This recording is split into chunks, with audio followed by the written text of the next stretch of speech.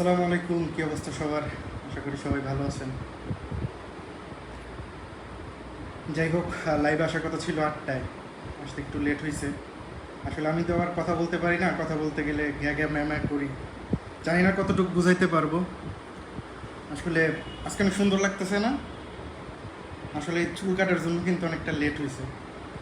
গতবার আসলে আপনাদের সঠিক সময়ে আপডেট পাচ্ছিলেন না, পেজে এত বড় বড় পোস্ট করি, সেগুলো তো আপনাদের চোখে পড়তেছিল না আমি কেন লাইভে আসি না। তাই অনেকের চাপে পড়ে তখন একটা টি স্টলে চা খাচ্ছিলাম, ওই মুহূর্তে লাইভে আসছিলাম। চুলগুলো উস্কো খুস্কো ছিল, চেহারা একটা কালো ছাপ ছিল।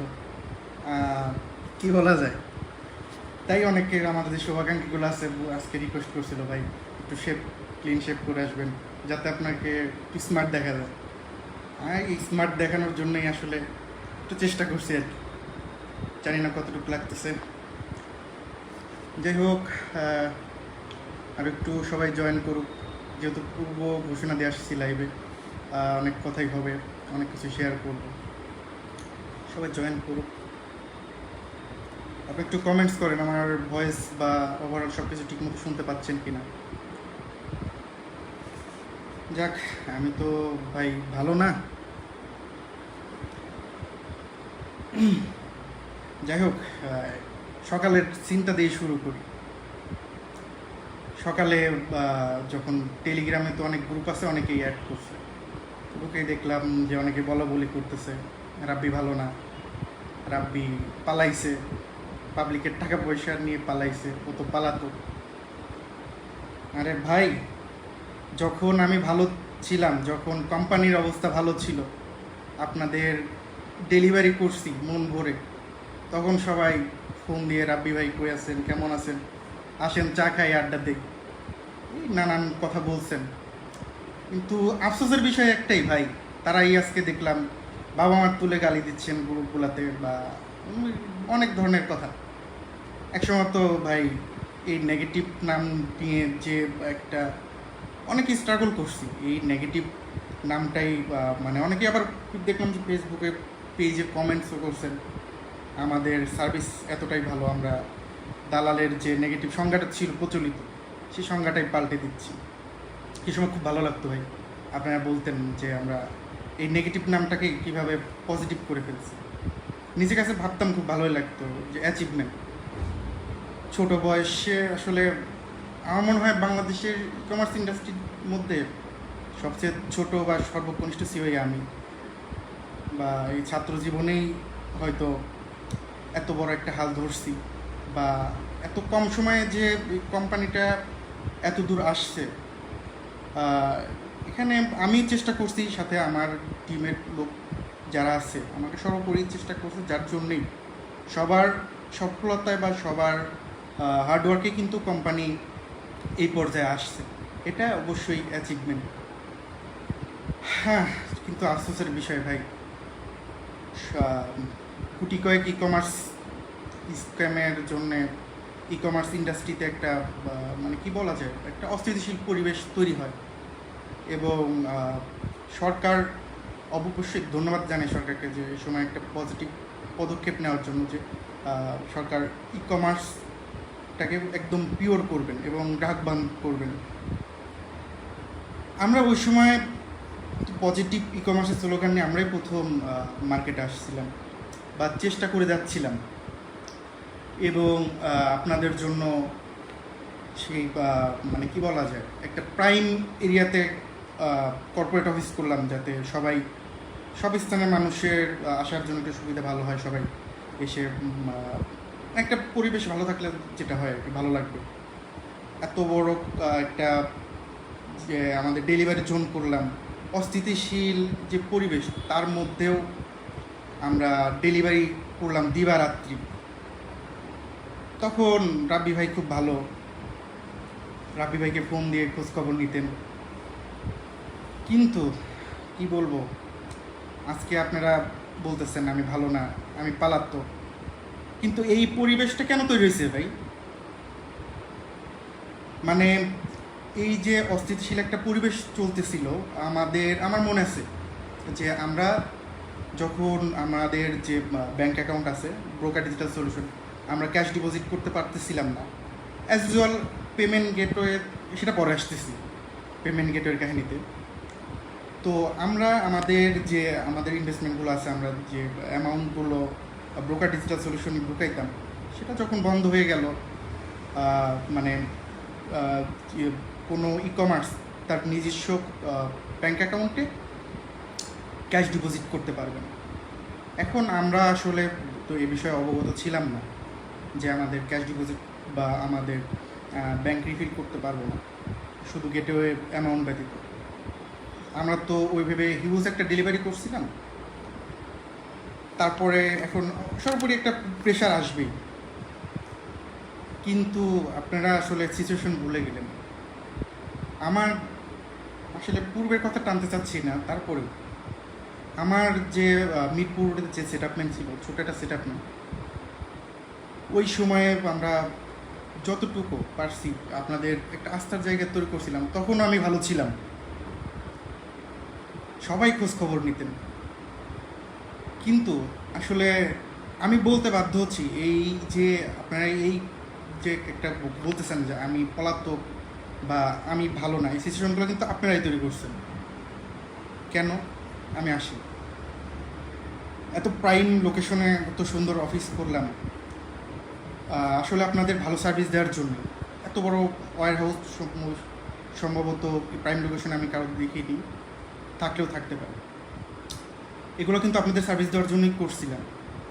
কিন্তু আপনারা এসে সরাসরি আমাদের যে ডেলিভারিতে যারা আছে, আমাদের ডেলিভারিতে অনেক প্রেশার পড়তেছিল। প্রেশার বলতে আসলে আমরা হিউজ দিবার রাত্রি ডেলিভারি দিচ্ছিলাম, তো সিরিয়াল মেনটেনেন্স নিয়ে একটু ঝামেলা ছিল।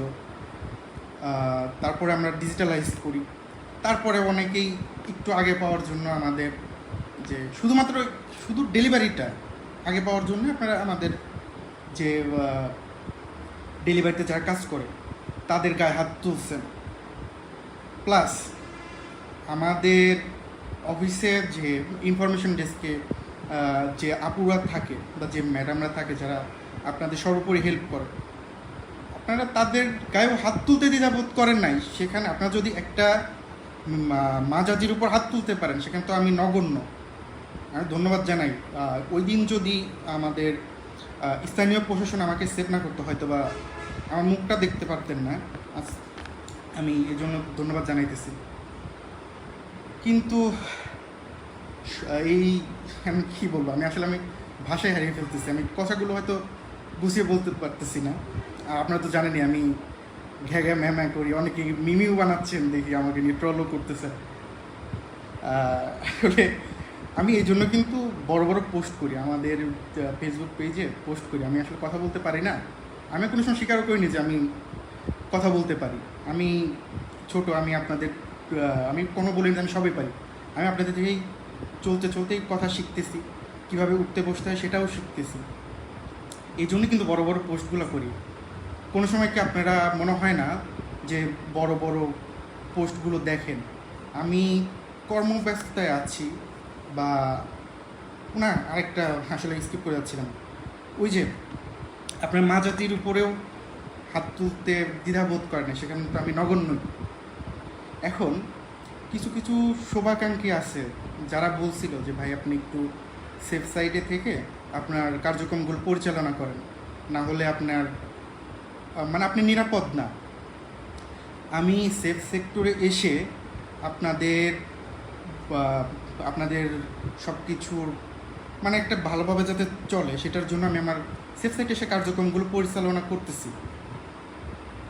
এখন তার মানে এই না যে আপনাদের সাথে আমি নিয়মিত লাইভে আসি না বা আপনাদের সাথে ওইভাবে কথা বলতে পারি না, তার মানে এই না যে আমি বসে আছি। সরকার একটা সময় দিছে যে এই সময়ের মধ্যে সরকার যে সিদ্ধান্তটা নিছে ই কমার্স পিওর করার, আমরা এটা অবশ্যই সাধুবাদ জানাই। তো এইগুলোর জন্য কিছু প্রসিডিওর আছে, আমরা আমাদের প্রসিডিওর মেনটেনেন্স করে সব মন্ত্রণালয়ে কিন্তু দৌড়াচ্ছি। আমাদের যে ডকুমেন্টসগুলো চাওয়া হয়েছে আমরা কিন্তু প্রোভাইড করতেছি। আমরা যে একেবারে বসে আছি তা না। তো এর মধ্যেই আপনাদের মধ্যে লাইভে আসতে পারি না, এই মানুষটা যে কথা বলতে পারে না, লাইভে আসতে পারে না কর্মব্যস্ততার মধ্যে। লাইভে আসতে পারে না দেখেই একজন লোক খারাপ হয়ে গেল। কষ্ট লাগে ভাই আপনাদের মানে এই অ্যাক্টিভিটিসগুলো দেখে। আপনারা পূর্বের কথা সবই ভুলে গেছেন।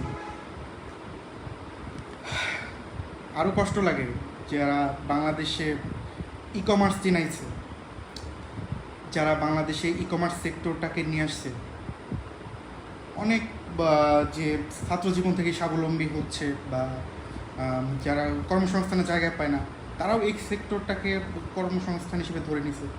যে ঘরে ফ্যান চলার একটা অ্যাবিলিটি ছিল না, কিন্তু আজকে কতটা ডিজিটালাইজ হয়েছে, টিনের ঘরেও কিন্তু এসি চলে। এগুলো কিন্তু ই কমার্সের অবদান, কিন্তু তাদেরকেই কিন্তু আপনারা জেলে পাঠাই দিছেন। আফসোস ভাই। এখন আমাকে যে মেরে ফেলবেন না বা আমাকে যে হিট করবেন না, আমাকেও যে সীমাবস্থা করবেন না, তার কি গ্যারান্টি আছে? এই জন্যই আসলে অনেক শুভাকাঙ্ক্ষীর পরামর্শে সেফ সাইটে এসে কার্যক্রমগুলো পরিচালনা করতেছি। এই আমি পালাতক, আমি খারাপ। এর জন্যে আবার অনেকেই হয়তোবা গ্রামের বাড়িতেও গেছেন বা ফ্যামিলিকে একটা ভয়ভীতি দেখাচ্ছেন, ছবি তুলতেছেন, এটা ওটা করতেছেন। এগুলা আসলে আপনাদের তৈরি করাই সিচুয়েশন। অনেকেই আবার দেখি অনেক মানে বাড়িয়ে বলে যে দালাল কর্তৃপক্ষ নাকি 400-500 কোটি টাকা নিয়ে পালাইছে। আপনারা কি এই কথাটা একবার ভেবে দেখছেন? 400-500 কোটি টাকা নিয়ে কর্তৃপক্ষ মানে লাপাত্তা। আপনার কি আপনাদের তো ব্যাংকের সাথে অনেক লিঙ্ক আপ, আপনারা তো আমাদের পার্সোনাল ব্যাংকেও কত টাকা আছে আমাদের, কত ট্রানজেকশন হচ্ছে সেটাও কিন্তু ব্যাংক থেকে বের করে নিয়ে আসেন। তার মধ্যে আপনার কীভাবে বলতে পারেন যে দালাল কর্তৃপক্ষ 400-500 কোটি টাকা নিয়ে পালাইছে? আফসোস ভাই। আপনারা ট্রানজেকশন যখন মানে আমাদের ডেলিভারির অত প্রেশার ছিল না বা যখন পরিস্থিতিটা স্বাভাবিক ছিল, ওই সময়ে আপনারা তো অবশ্যই দেখছেন যে আমাদের যে ব্যাংক অ্যাকাউন্ট আছে, আমাদের 40 কোটি 50 কোটি টাকা পড়ে থাকছে বা আমাদের অলওয়েজ রিজার্ভ থাকছে। আমরা ই কমার্স বিজনেস করি, আমরা ই কমার্স কিন্তু অবশ্যই অ্যানালাইজ করি, আমরা ই কমার্স নিয়ে স্টাডি করি, না হলে তো আমরা আমাদের কার্যক্রম চালাইতে পারতাম না। আমরা তো জানতাম বা আমাদের অ্যানালাইজ যতটুকু বলে যে এই অস্থিতিশীল পরিবেশ একটা তৈরি হবে। ভাই আমরা মানে কি বলবো, ভাষায় হারিয়ে ফেলতেছি। ওই সময় কিছু করলাম না, আর সব কিছু ডেলিভারি করলাম। আমাদের কোটি টাকা, আমাদের টাকা কি ভাই টাকা না? এই দেখেন 400 কোটি মানে কি বল, একটু এক্সাইটেড হয়ে যাচ্ছি।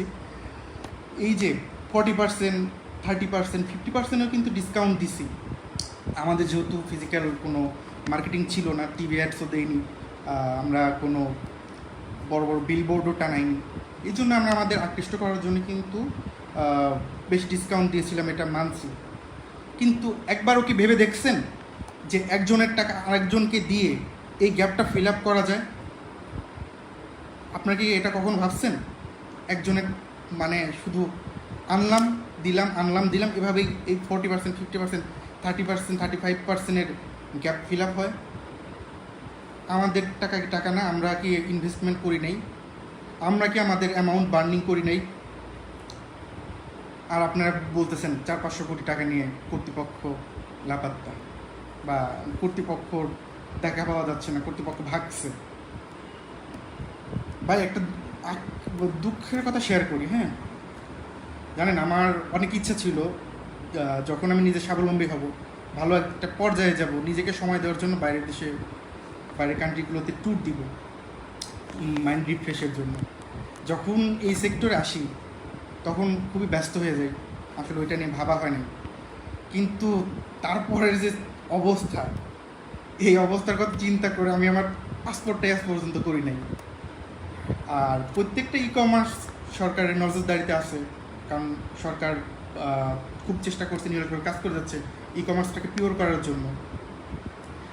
আপনাদের কি মনে হয় না তারা আমাদের কর্তৃপক্ষ, আমরা তাদের নজরদারিতে নাই, আমরা চলে গেলাম, আপনারাও তো অনেক বড় বড় লোক আছেন, আপনাদেরও তো অনেক মানে আমি আসলে এভাবে বুঝতে পারতেছি না, আপনারাও আছেন, আপনারা দেখতেছেন না, আপনারা বুঝতেছেন না,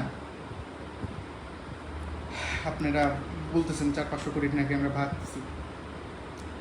ইভেন কর্তৃপক্ষকে যে মানে নিকৃষ্ট থেকে নিকৃষ্টতম হয়রানিও আপনারা করতেছেন, সেটা মেন্টালি, আপনারা মেন্টালি কর্তৃপক্ষকে খুবই নিকৃষ্টতম হয়রানি করতেছেন। এই সেই মানে বিভিন্ন মানে আমার আসলে বলতেই অবাক লাগতেছে যে আপনাদের জন্য একটা বড় একটা এনভায়রনমেন্ট দিছিলাম, আপনারা আমাদের অফিসের ডেকোরেশনে আমার মানে চিলি ম্যাটার বলতেই আসলে লজ্জাবোধ হচ্ছে যে পাবলিক বাসে যেরকম আপনারা আঁকি উঁকি করেন ফার্নিচারগুলোতে, আমাদের সোফা সেটের উপরে তো পর্দায় ছিঁড়ে ফেলছেন আপনারা, তো ভালো। আর কর্তৃপক্ষর হয়রানির কথা তো বাদই দিলাম, যে কত প্রকার নিকৃষ্টতম হতে পারে, কত প্রকার হয়রানি করলে একজন মানুষ মেন্টালি ডিপ্রেসড হয়, আপনারা মানে সেই অবস্থাতে রাখছেন। আমি আসলে কি বলবো, হ্যাঁ, রিসেন্ট একটা ই কমার্স কর্ণধর তার মনের আক্ষেপটা আসলে শেয়ার করছে, আসলে আমি তাকে আসলে সাধুবাদ জানাই। সে এট লাস্ট সত্যটা তুলে ধরতে পারছে যে আপনারা এই সেক্টরটাকে কি বানায় ফেলছেন। আপনার এই সেক্টরটা তো পুরো একটা ইনভেস্টমেন্ট গ্রুপ, মানে গ্রুপ ইনভেস্টমেন্ট, এটা তো একটা ইনভেস্টমেন্ট সেক্টর বানায় ফেলছেন। যাক, এইগুলো নিয়ে আগে না বাড়ি। আর আপনাদের থেকে আরেকটা হয়রানি তো করে রাখছে আমাদের পেমেন্ট গেটওয়ে। পেমেন্ট গেটওয়ের কথা কি বলবো, আমার মনে পড়ে যখন এই সরকার ইসকো সিস্টেমের উদ্যোগটা নেয় হচ্ছে 25-26 জুনে, আর এটা বাস্তবায়ন হয় আপনার সম্ভবত 1 জুলাই। কিন্তু এসএসএল কমার্স তো আমাদের আরও প্রায় 2টা ক্যাম্পেইনের যে সেটেলমেন্ট ছিল সেটাও ইসকো সিস্টেমের মধ্যে ফেলাই দিয়েছে, যেগুলো আমরা অনেক অর্ডার আছে আমরা ডেলিভারি করছি। আপনাদের মনে আছে কিনা জানি না, আমরা 25 থেকে 30 জুনটা 50% ডিসকাউন্ট ছিল, এবং সেটা আমরা কিন্তু 7 দিনে ডেলিভারি দিছি, D7-এর আওতাধীনে নেই। এই যে একটা গ্যাপ, আমরা পেমেন্ট গেটওয়েতে টাকা ছাড়া পাইনি, তারপরে যে 50%-এর যে গ্যাপটা ছিল, এগুলো কি মানে একজনের টাকা একজনকে নিয়ে দিলেই এই গ্যাপটা ফিল আপ হয়েছে? চিন্তা করেন, উইথিন 7 ডেজে 50% ডিসকাউন্টের ডেলিভারি ফিল আপ করা। ভাই, আপনাদের টাকা আমাদের টাকা কোনো টাকাই না, আফসোস। আর পেমেন্ট গেটওয়ের কথা তো স্কিপ করে যাচ্ছিলাম। পেমেন্ট গেটওয়ে তারা সেই অ্যামাউন্ট আজও পর্যন্ত তারা সেটেল করেনি, তারা এগুলো ইসকো সিস্টেমের মধ্যে ফেলাই দিল। আমাদেরকে বললো যে আপনারা ডেলিভারি শিট পাঠান, একটা স্যাম্পল দিল, ডেলিভারি শিটটা পাঠাইলাম, তারপরে বলল যে এখানে ভুল, এটা ভুল, এইভাবে না ওইভাবে, এবং তার আগেরগুলোও পাঠাইলাম, কনসার্ন টিমে আছে। তো আমরা যতগুলো ডেলিভারি করছিলাম তার মধ্যে হয়তো মোবাইলের কিছু রিফান্ড বা যাবতীয় হয়তো 20%-এর মতো বাদ ছিল, মানে ওই বলতেছি যে 2টা ক্যাম্পেইনের অ্যামাউন্টটা হোল্ড আছে, ওই 2টা মানে 2টা পেমেন্ট যে 2টা ক্যাম্পেইনের অ্যামাউন্টটা এখনও সেটেল হয়নি, ওই 2টার কথাই বলতেছি। তার মধ্যে 20% মোবাইলের সম্ভবত যে রিফান্ডগুলো ওগুলো হোল্ড ছিল, তারা ভেরিফাই করে দেখলো যে 20% মতো ডেলিভারি হয়নি। তারা বললো যে ভাই আপনার এই শীটে তো 20% আপনারা ডেলিভারি করেন। তাদের সাথে কমিউনিকেশন করলাম যে তাহলে আমরা যে 70-80% যে ডেলিভারি করছি তাহলে সেটা সেটেল করেন না, আপনাদের পুরোটাই ডেলিভারি কমপ্লিট করতে হবে, আদারওয়াইজ সেটেলমেন্ট দেওয়া হবে না। তাহলে এখানে আপনারা পেমেন্ট করছেন, আমরা টাকা পাইনি, কিন্তু আমরা ডেলিভারি কিন্তু ঠিকই করছি। পুরো ক্যাম্পেইনের, 2টা ক্যাম্পেইনের অ্যামাউন্টই এসএসএল কমার্সের। তাদের কমিউনিকেশনের কথা বলতে গেলে আসলে লজ্জাবোধ হয়। এত বড় একটা কোম্পানি, এত বড় একটা লিডিং কোম্পানি বা number one payment gateway company, তাদের কমিউনিকেশন সিস্টেমটা এমন। তাদের যখন কনসার্নের কোথাও ভুল থাকে, তার বারবার মেইল করতে করতে অস্থির বানায় ফেলে। যখন সেটেলমেন্টের মেইল করি, হয়তো 4-5 দিন মেইল করেও তাদের ফিরতি কোনো আশা অনুরূপ রিপ্লাই আমি কিন্তু তাদের থেকে পাই না। আফসোস। মানে হয়রানির আরেক নাম, মানে আমি নাম ধরে বলছি, হয়রানির আরেক নাম এসএসএল কমার্স। আর এই সময়ে বা যে সরকার যে উদ্যোগটা নিয়েছে বা পেমেন্ট গেটওয়েটা ডিজিটালাইজ করবে, এটাকে সাধুবাদ জানাই। হয়তো বা এটা হলে সামনের দিনগুলো ভালো হবে, কিন্তু এসএসএল কমার্স আমাদের দেখিয়ে দিল। এখন অনেক কথাই তো হলো। এখন সরকার যে সিদ্ধান্তটা নিয়েছে বা যে সময়টা নিয়েছে, যে তারা হয়তো বা 2 মাসের মধ্যে যে ই কমার্স সেক্টরটা পুরো একদম নিরাপদ করবেন এবং সব কিছু একদম ঠিক করে ফেলবেন, যাতে সবার আমাদের ইনভেস্টমেন্টও বৃথা না যায় এবং আপনারা অর্ডার করেন যেগুলো, আপনাদের যে অ্যামাউন্টগুলো, সেগুলো যেন নিরাপদ থাকে। ইনশাল্লাহ আমার মনে হয় সরকার খুব দ্রুতই আমাদের দিকে সুনজর দেবেন এবং খুব দ্রুতই সব কিছু সলভ করে ফেলবেন। আর মানে আরেকটা কথা মনে পড়ে গেল, আমরা যে অস্থিতিশীল অবস্থার মধ্যে ডেলিভারি করছিলাম বা অফিসিয়াল কার্যক্রম নিয়ে কথা বলতেছি, অফিসিয়াল কার্যক্রম যখন কিছুদিন ওই যে আপনারা যে ঝামেলা করলেন, আমাদের ডেলিভারিতে যারা আছে তাদের গায়ে হাত তুললেন, তারপরে ইনফরমেশন ডেস্কের যারা আছে তাদের গায়ে হাত তুললেন, ওই সময় আমরা আমাদের আসলে চাপে পড়ে, কারণ আমরা কিন্তু খুবই মানে মাঝাতিকে আমাদের আসলে রেসপেক্ট করা উচিত। আপনার আসলে আমার মানে ভাবতে অবাক লাগতেছে, আপনারা একটা মেয়ে মা জাতির উপর হাত তুললেন।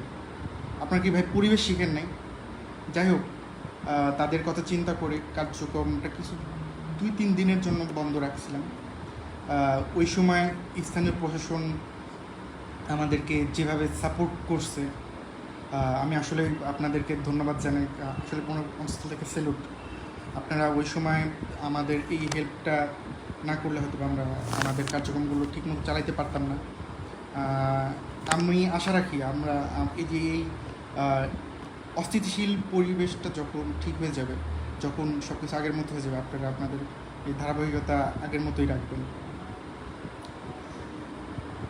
হ্যাঁ, এখন আমি আসলে আশা রাখতেছি আপনার উপর। ওই সময় আমাদের আশেপাশের যে স্থানীয় নেতারা ছিলেন, স্থানীয় প্রভাবশালী ব্যক্তিরাও কিন্তু আমাদের খুব হেল্প করছে। তাদের জন্য আমার আসলে মনের অন্তঃস্থল থেকে মানে ধন্যবাদ থাকবে। আপনারা সামনের দিনগুলোতে এইভাবে হেল্প করবেন, আমি আসলে আপনাদের উপর খুবই থ্যাঙ্কফুল। এবার আসি, অনেকেই মেসেজ করতেছেন বা অনেকেই গ্রুপগুলোতে বিভিন্ন আলোচনা করতেছেন, আমরা রিফান্ড, অফিসিয়াল রিফান্ড কেন দিচ্ছি না বা কেমনি কি। ভাই আবার অনেকেই বলতেছেন যে আপনাদের যদি ইচ্ছা থাকতো আপনারা বিভিন্ন মাধ্যম দিয়েও টাকা পাঠাতে পারতেন বিকাশে। অনেকে আবার বলতেছেন ইচ্ছা থাকলে বিকাশের দোকান থেকেও টাকা মারতে পারতেন বা অন্যান্য third party bank account use করেও কিন্তু আপনারা রিফান্ড দিতে পারতেন। ভাই আপনাদের মধ্যে কি একটু মানে জানেন না, আপনারা কি একটা কোম্পানির বেসিক রুলস সম্পর্কে জানেন না? যে কোনো একটা লিমিটেড কোম্পানি, যে কোনো কোম্পানি হোক, সে তার নির্দিষ্ট ব্যাংক, তার নামের যে ব্যাংক আছে ওই ব্যাংক অ্যাকাউন্ট ব্যতীত অন্য কোনো ব্যাংক অ্যাকাউন্টের মাধ্যমে যদি লেনদেন করে, সেটা কিন্তু মানি লন্ডারিংয়ের পর্যায়ে যায়, যা আইনত দণ্ডনীয় অপরাধ। আমরা ভাই এগুলো করতে পারবো না, আমরা আমাদের জায়গায় নীতির জায়গায় অটুট। আর আপনারা অবশ্যই জানেন যে আমাদের অ্যাকাউন্ট ফ্রিজ আছে এবং নজরদারিতে আছে, খুব দ্রুতই খুলে দিবেন ইনশাল্লাহ। খুলে দিলেই আমাদের রিফান্ড কার্যক্রম শুরু হবে। আর মানে কি বলবো, যারা এই মানে পুরো প্রসঙ্গেই চলে আসতেছে বারবার, আপনারা যে কাহিনীগুলো করছেন, মানে যে সিনক্রেটগুলো করছেন, অনেকে পার্সোনাল যে পার্সোনাল সুবিধা বা পার্সোনাল লাভের জন্য বা পার্সোনাল দিক বিবেচনা করে মামলা করছেন, কিন্তু আমরা কিন্তু আমাদের নীতির জায়গায় অটুট। ইনশাল্লাহ যখন আমাদের সব কিছু ঠিক হয়ে যাবে, আমরা আমাদের ডেলিভারিগুলো আগের মতো সিরিয়াল ওয়াইজ করব। এবং যে মামলা করছেন আপনার বা যারা মানে যারা মামলা করতেছেন, তাদের সিরিয়ালটা যদি সিরিয়াল, অনেকেই বলতেছেন যে আপনারা মানে, আমি আসলে এভাবে সামনে বলতে চাচ্ছি না, কিন্তু আমি আমার নীতি জায়গা থেকে বলতেছি, যখন আগের মতো ডেলিভারি স্টার্ট হবে, আপনার ডেলিভারিটাও ওই নির্দিষ্ট বা ওই সিরিয়াল অনুযায়ী হবে, ঠিক আছে? ইনশাল্লাহ যদি মানে আমরা আপনার সিরিয়াল আসা পর্যন্ত ইনশাল্লাহ আমরা আপনাদের মামলার বিরুদ্ধে লড়ব ইনশাল্লাহ। তাও আমরা আমাদের নৈতিকতার জায়গায় আমরা বিসর্জন দিব না। আর আফসোস ভাই, মানে এত কথা বলতেছি, শুধু আপনারা মানে বিভিন্ন গ্রুপে বিশৃঙ্খলা তৈরি করতেছেন, বিভিন্ন গ্রুপে বিভিন্ন রকম কথা বলছেন, বাবা মা তুলে গালিগালাজ দিচ্ছেন। আপনাদের টাকা আমাদের টাকা না। আমরা একটা সেক্টরে ইনভেস্টমেন্ট করছি, আমাদের মনে হয় কোনো ইনভেস্টমেন্ট নাই। যাই হোক, আমার আসলে বলতে খুবই কষ্ট লাগতেছে। এখন আবার অনেকেই বলতেছেন মানববন্ধন করবেন। আমরা কেন নিবন্ধন করতেছি না? আপনাদের এই এত দফার দাবি, হ্যাঁ, আসলে আপনি একটা জিনিস চিন্তা করেন, নিবন্ধনের কার্যক্রম শুরুই হলো না, নিবন্ধনের যে প্রসিডিউরটা সেটাই এখনো অনলাইন হলো না, আমরা নিবন্ধন কেন করলাম না এটা নিয়েও আপনারা মানববন্ধন করার চেষ্টা করতেছেন। আমরা নিবন্ধন কেন করলাম না, আজব। নিবন্ধনের প্রসিডিউর তৈরি হয় নাই, এটা নিয়ে আপনাদের মানববন্ধন করতে হবে? বা আপনাদের যে দাবিগুলো, আপনাদের দাবি একটাই, আপনারা আপনাদের টাকা কবে পাবেন? আর ভাই একটাও আপনারা সরকার যে মানে একটা স্থিতিশীল, এই অস্থিতিশীল থেকে স্থিতিশীল করার জন্য যে সময়টা নিচ্ছে, অবশ্যই এটা আপনাদের ভালোর জন্যই। এবং এমনও না যে আমরা ব্যাংক অ্যাকাউন্ট থেকে, আমাদের ব্যাংক তো ফ্রিজ, আমরা আপনাদের টাকা পয়সা নিয়ে চলে যাব সেই হাতে যাবি, অনেক কথা ইনশাল্লাহ। আবার আমাদের আরেকটা কথা এর মাঝে বলি যে 13ই সেপ্টেম্বর পর্যন্ত, যত 13 সেপ্টেম্বর পরে যে পেমেন্ট গেটের মাধ্যমে যে আমাদের অর্ডারগুলো আসছে, সেগুলো ধারাবাহিকতাভাবে রিফান্ড শুরু হয়েছে ইনশাল্লাহ। খুব দ্রুতই 13ই সেপ্টেম্বর থেকে বাকিগুলো পেমেন্ট গেটওয়ের মাধ্যমে ব্যাক করবে।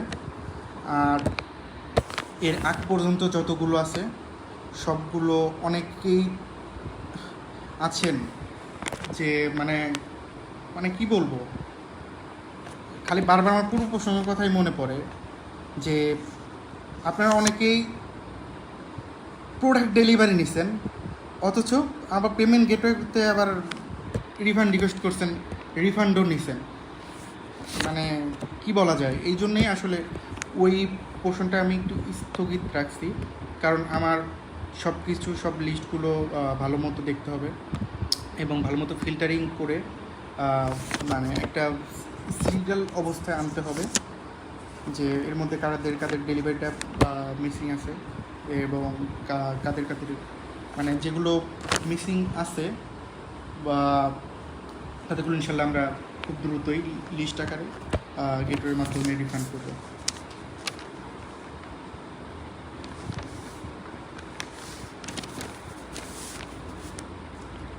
আর সর্বশেষ কিছু কথা বলতে চাই যে এই স্থিতিশীল পরিবেশে আপনারা আমাদেরকে সময় দিয়ে সহযোগিতা করতেছেন, স্থানীয় প্রশাসন আমাদের সহযোগিতা করছে, সবাই সহযোগিতা করছে।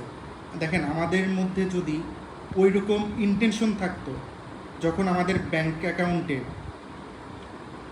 মানে একটা রিজার্ভ অ্যামাউন্ট থাকছে, আমরা তো বললামই যে আমরা ই কমার্স বিজনেস করি, আমরা ই কমার্স নিয়ে অ্যানালাইজ করি, আমরা ই কমার্স স্টাডি করেই কিন্তু আমরা বিজনেস চালাই, না হলে তো আলটিমেটলি লসের মুখ দেখতে হবে, তাই না?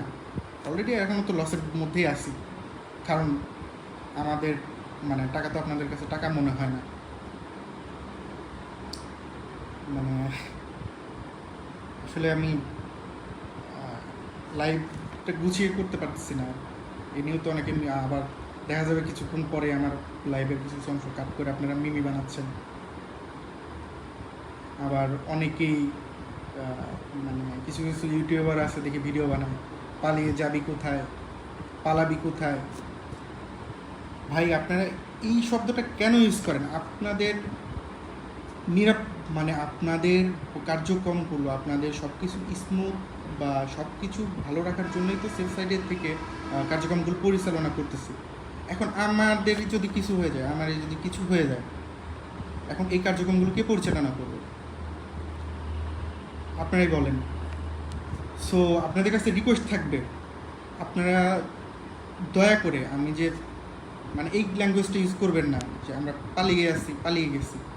আমরা সেফ সাইটে থেকে আপনাদের বা সব কার্যক্রমগুলোর আমাদের সকল কার্যক্রমগুলো সঠিকভাবে করার জন্য, আপনাদের ডেলিভারি ঠিকমতো করার জন্য বা ওই পর্যন্ত যাওয়ার জন্য যা যা প্রসিডিউর আছে সেগুলো এখান থেকে পরিচালনা করতেছে। দয়া করে আপনারা এই ধরনের ল্যাঙ্গুয়েজ ইউজ করবেন না। আসলে আমি এর আগে বলছি, আমার মনে হয় আমি বাংলাদেশের যতগুলো ই কমার্স ইন্ডাস্ট্রির যতগুলো কর্ণধার আছে বা যতগুলো আছে তার মধ্যে আমি সর্বকনিষ্ঠ। আমি যে চ্যালেঞ্জটা নিয়ে নামছি আমি করে দেখিয়েছি, এবং ইনশাল্লাহ আমাদের আশা আছে আমরা আমাদের বিজনেসটা, আপনারা যদি আমাদের ওইরকম পরিবেশ করে দেন বিজনেস করার মতো, ইনশাল্লাহ আমরা আমাদের বিজনেস আমি পরিচালনা করব। মানে আমি একটা সর্বকনিষ্ঠ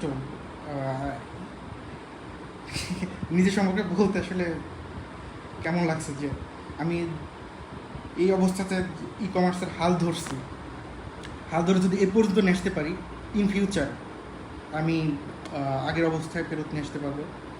আপনাদের সবারই উচিত সরকার যে সময়টা নিছে এই সময়টা আপনাদেরও মানে অ্যালাউ করার, বা আমাদেরকে এই আপনাদের সুন্দর মতো ডেলিভারি, আপনাদের সকল যে রিফান্ড, এগুলো সব একদম মানে পূর্বের যেভাবে করছি ওইভাবে করার জন্য যে প্রসিডিউরগুলো আছে সেইগুলো করার ক্ষেত্রে আপনারা সার্বিক সহযোগিতা করবেন। আর স্থানীয় প্রশাসন যেভাবে আমাদেরকে সহযোগিতা করছেন ওইভাবে করবেন, বা আপনারা যদি পরিবেশ দেন, ইনশাল্লাহ বললামই তো, চ্যালেঞ্জ নিয়ে বলতেছি যে আগের অবস্থায় ফেরত আসবে সব কিছু। আর সরকার বা বাণিজ্য মন্ত্রণালয় যে সিদ্ধান্তটা নিয়েছে এর সব ই কমার্স নিবন্ধনের আওতাধীন আনবে, এইটা যখনই অনলাইন হবে ইনশাল্লাহ আমরা আমাদের ই কমার্স নিবন্ধন করব। এবং সরকার যে পদক্ষেপ নিচ্ছেন ই কমার্সটাকে পিওর করার জন্য, আমাদের আসলে উচিত সবাই সবার জায়গা থেকে এই পর্যন্ত ধৈর্য ধরার। ইনশাল্লাহ অ্যাকাউন্টটি ফ্রিজ হলে সব কিছু আগের অবস্থায় ফেরত যাবে, আমি চ্যালেঞ্জ দিয়েই বলতেছি আপনাদেরকে। আর ওই যে একটা কথাই বললাম, আপনারা আর ওই পালিয়ে যাওয়ার ল্যাঙ্গুয়েজটা আপনারা দয়া করে ইউজ করবেন না। ভালো থাকবেন সবাই, আর হয়তো পরবর্তী অনেক সময় আবার আপনাদের সাথে লাইভ হবে। ভালো থাকবেন।